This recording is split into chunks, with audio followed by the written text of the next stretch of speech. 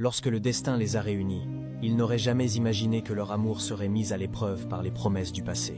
Zacharia et Sarah, deux âmes qui se sont trouvées par hasard, mais qui sont liées par une promesse faite il y a des années.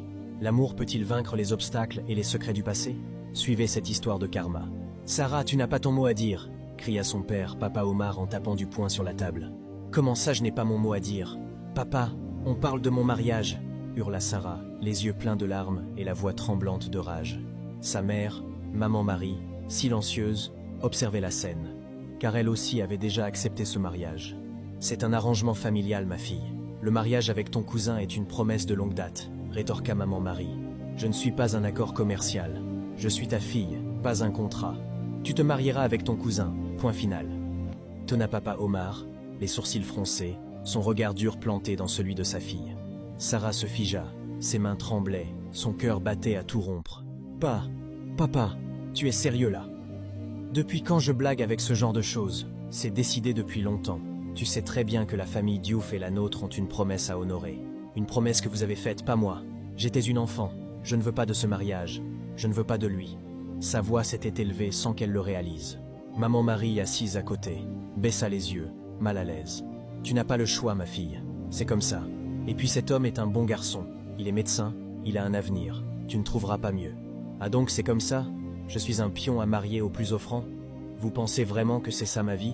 Elle se leva brutalement, repoussant sa chaise avec fracas. Je ne suis pas à vendre, papa. Et je ne vais pas épouser un homme que je ne connais pas, que je n'aime pas et que je n'ai jamais vu.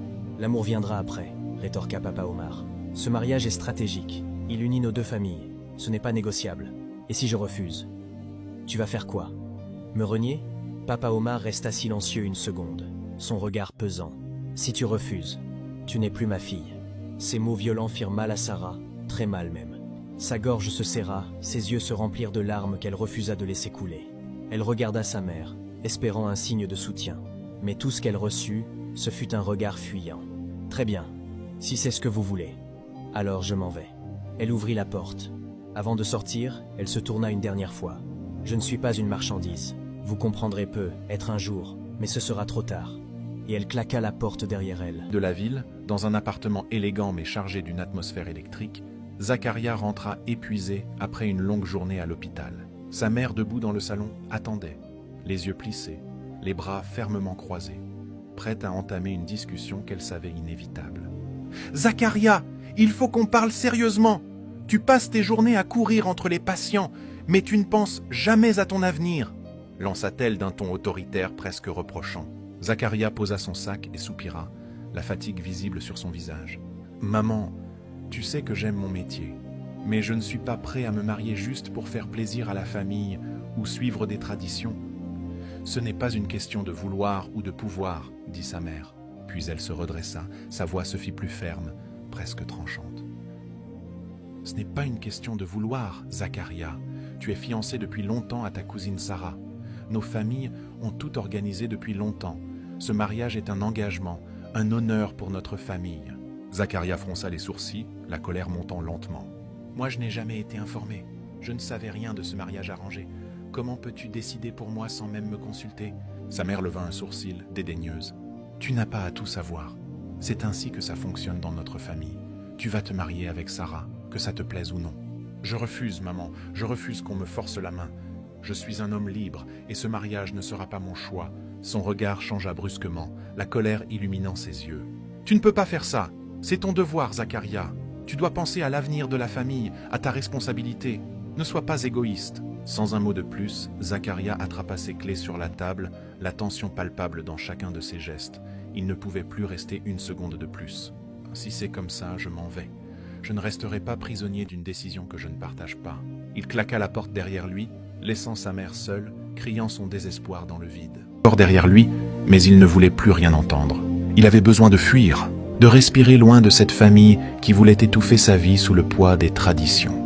Il entra dans sa voiture, le regard vide, les mains crispées sur le volant.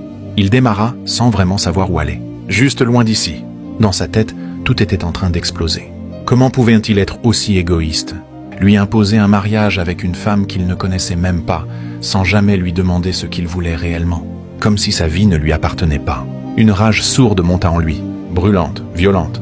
Il frappa le volant de toutes ses forces, serrant les dents, le souffle court. Il se sentait prisonnier, prisonnier de cette famille, prisonnier de ces règles absurdes, prisonnier d'un destin déjà écrit à sa place. Il voulait hurler, tout détruire autour de lui.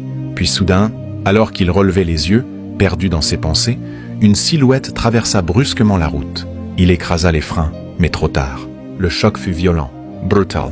Le silence explosa en une fraction de seconde. Tout devint noir.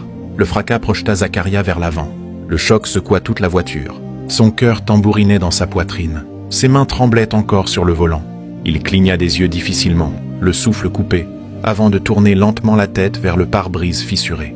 Une silhouette gisait au sol, immobile. Une panique glaciale l'envahit immédiatement. Il sortit de la voiture en tremblant, incapable de réaliser ce qui venait de se passer. La victime était Sarah, la femme qu'il est censé marier.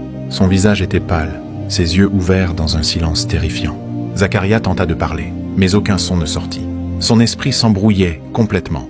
Autour d'eux, plusieurs passants commencèrent à s'approcher. Certains murmuraient, d'autres appelèrent déjà les secours. Ses jambes devenaient faibles, sa gorge nouée. Il venait de renverser quelqu'un.